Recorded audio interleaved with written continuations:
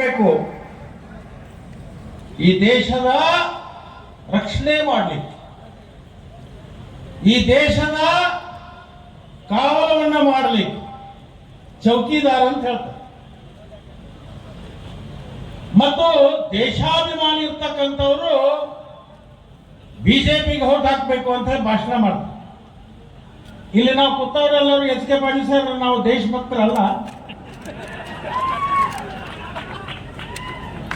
ದೇಶಾಭಿಮಾನ ನಮಗೆ ಅದನ ಇಲ್ಲ. ಸ್ವಾತಂತ್ರ್ಯ ತಂದು ಕೊಟ್ಟವ್ರು ಯಾರು ಯಾರು ಯಾರು ಇನ್ನೊಮ್ಮೆ ಯಾರು ಸ್ವಾತಂತ್ರ್ಯ ತಂದು ಕೊಟ್ಟವ್ರು. ಇವ್ರು ಯಾವಾಗ ಹುಟ್ರು?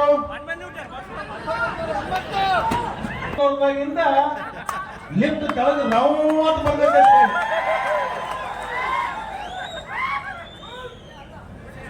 ನಾನೊಂದು ಜೈಕಾರ ಹಾಕ್ತಾನೆ, ಅದಕ್ಕೆಲ್ಲರೂ ಹೇಳ್ಬೇಕು, ಭಾರತ್ ಮಾತಾ ಕೀ ಕೈ ಅಂತ ಹೇಳ್ಬೇಕ್ರಿ. ಅವ್ರಿಗೆ ಗೊತ್ತಾಗ್ಬೇಕು ಕಾಂಗ್ರೆಸ್ ನಲ್ಲಿ ಇರ್ತಕ್ಕಂಥ ನಿಜವಾದ ದೇಶಭಕ್ತರಿದಾರು ಅಂತ ಹೇಳಿ.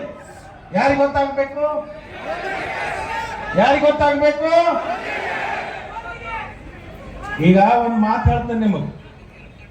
ಒಂದು ಊರೊಳಗ ಒಬ್ಬ ತೀರಿ ಹೋಗಿದ್ದು, ಜಮೀರ್ ಸಾಬ್ ಹೊರಗೆ ಹೋಗ್ತಿದ್ದು. ಮುಂದೆ ಒಬ್ಬ ಗಡಿಗೆ ಹಿಡ್ಕೊಂಡು ಹೊಂಟಿದ್ದ, ಹಿಂದೆ ಸಾವಿರಾರು ಜನ ಕಂಡು ಹತ್ತಿದ್ದು. ಆ ಮುಂದೆ ನಾವು ಏನಂತಿದ್ವಿ ಗೊತ್ತೈತೆ? ರಾಮ ನಾಮ ಹೈ ಅಂದ್ಕೊಳ್ಳಿ, ಹಿಂದಿನವರೆಲ್ಲರೂ ಸತ್ಯ ಹೈ ಅಂತಿದ್ರು. ನಡೀತು ಹೊಂಟಿತ್ತು ಹೆಣ. ಅವ್ರ ಅಪ್ಪನ ಜೋಡಿ ಒಬ್ಬ ಸಣ್ಣ ಹುಡುಗ ಅವನು ಮಣ್ಣು ಕೊಡಕ್ ಬಂದಿದ್ದು. ಅವ್ರ ಅಪ್ಪ ಕೇಳಿದ, ಅಪ್ಪ ಮುಂದಿನವರು ರಾಮನಾಮ ಹೈ ಅಂದ ಕೂಡಲೇ ಹಿಂದಿನವರೆಲ್ಲರೂ ಸತ್ಯ ಅಂತಾರು, ಮ್ಯಾಲ ಮಲ್ಕೊಂಡವ ಯಾಕೆ ಅನ್ನವಲ್ಲ ಅಂತ. ಅವ್ರ ಅಪ್ಪ ಮಗನಿಗೆ ಹೇಳಿದ, ತಮ್ಮ ಅದು ಶಿವನ ಪಾದಾಶಯ ರೀತಿ, ಅದಕ್ಕೆ ಅನ್ನಕ್ಕಾಗಲ್ಲ ಅಂತ. ಈಗ ನಾನು ಬಲೋ ಭಾರತ್ ಮಾತಾಕಿ ಅಂತೀನಿ, ನೀವೆರಡೂ ಕೈ ಮುಟ್ಟಿ ಮಾಡಿ ಜೈ ಅನ್ಬೇಕು. ಇಲ್ಲಂದ್ರ ಭಾರತ್ ಮಾತಾ ಕೀ, ಭಾರತ್ ಮಾತಾ ಕೀ. ಇದನ್ನ ಸ್ವಲ್ಪ ವಿಡಿಯೋ ಕ್ಲಿಪ್ಪಿಂಗ್ ಮೋದಿ ಸಾಹೇಬರಿಗೆ ಕಳಿಸ್ತಾರೆ. ದೇಶಭಕ್ತರಿವೆ ಅದಾರ ಇಲ್ಲ ಅಂತ ನಾವೆಲ್ಲರೂ ಭಾರತೀಯ, ನಮಗೂ ದೇಶಾಭಿಮಾನ ಇದೆ. ಈ ದೇಶದ ರಕ್ಷಣೆ ಮಾಡತಕ್ಕಂತ ತಾಕತ್ತು ಕಾಂಗ್ರೆಸ್ಗೂ ಇದೆ.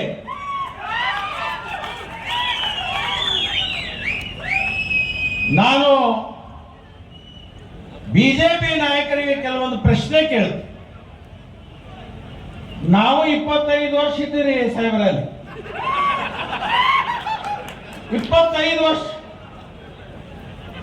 ನಮಗೆ 2014 ನಮಗೆ ಹೆಂಗೆ ಹೇಳಕೈತ್ರಿ ಗೊತ್ತಂದ್ರೆ, ಮೋದಿ ಅವರು ಗುಜರಾತ್ ಬಿಟ್ಟು ಈ ದೇಶದ ಪ್ರಧಾನಮಂತ್ರಿ ಆದ್ರ ಅಟಲ್ ಬಿಹಾರಿ ವಾಜಪೇಯಿ ಅವರ ಕನಸು ನೆನಸು ಮಾಡಲಿಕ್ಕೆ ಅವರು ಬಂದಿದ್ದಾರೆ. ಅಟಲ್ ಬಿಹಾರಿ ವಾಜಪೇಯಿ ಅವರ ಕನಸೇನು? ಗಂಗಾ ನದಿ ತಂದ ಕಾವೇರಿ ಜೋಡಿಸುದು, ಕಾವೇರಿ ತಂದ ಭದ್ರಾಗಿ ಜೋಡಿಸುದು.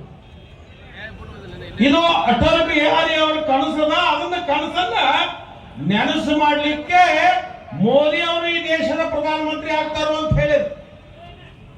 ಇನ್ನೊಬ್ರು ಆ ಸಂಘ ಪರಿವಾರದೊಳೊಬ್ಬರದ ಸೂಲಿ ಬೆಲೆ ಅಂತ ಹೇಳಿ,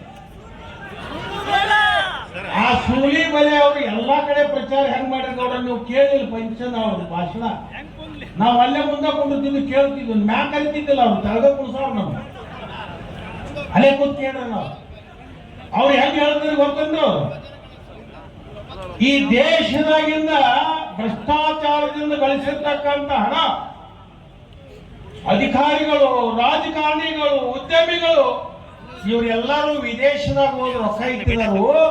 ಆ ರೊಕ್ಕ ಎಷ್ಟಪ್ಪ ಅಂತಂದ್ರ, ಆ ರೊಕ್ಕ ತಂದ್ರ 10 ವರ್ಷ ಭಾರತದೊಳಗೆ ಬಜೆಟ್ ಮಾಡೋದು ಅವಶ್ಯಕತೆ ಇಲ್ಲ. 10 ವರ್ಷ ಬಜೆಟ್ ಮಾಡೋದು ಅವಶ್ಯಕತೆ ಇಲ್ಲ. ಅಟ್ಟೆಲ್ಲಾ ಬಜೆಟ್ ಮಾಡ್ಲಾರ್ದೆ ಈ ದೇಶ ನಡೆಸ್ಕೊಂಡು ಮತ್ತೆ ರೊಕ್ಕ ಎಷ್ಟು ಉಳಿತೈತಪ್ಪ ಅಂತಂದ್ರ ಹೇಳುತ್ತೆ. ಅದಕ್ಕೆ ದಯಮಾಡಿ ರಾಜಶೇಖರ ಯತ್ನಾಳ್ ಅವರಿಗೆ ನಿಮ್ಮೆಲ್ಲರ ಒಂದು ಅಂತಃಕರಣದ ಮತ ಅವರಿಗೆ ಕೊಡೋದ್ರ ಮುಖಾಂತರ ನೀವು ಮತ ಹಾಕೋ ಮುಂದೆ ಇಷ್ಟೇ ಹೇಳಬೇಕು, ರಾಜಶೇಖರ ಯತ್ನಾಳ್ ಅವರು ಬಹಳ ದೊಡ್ಡ ಅಂತರದಿಂದ ಗೆಲ್ಲಿಸಲಿ ಅಂತ ಹೇಳಿ ಆ ಭಗವಂತನಲ್ಲಿ ಪ್ರಾರ್ಥನೆಯನ್ನು ಮಾಡಿಕೊಂಡು ಅವನಿಗೆ ಆಶೀರ್ವಾದ ಮಾಡಿದ್ರೆ ಈ ಭಾಗದ ಲೋಕಸಭಾ ಸದಸ್ಯರು ಖಂಡಿತವಾಗಿ ಆಗ್ತಾ ಇರುವಂತಕ್ಕಂಥ ಮಾತನ್ನ ಈ ಸಂದರ್ಭದಲ್ಲಿ ಹೇಳಿ ಇವತ್ತು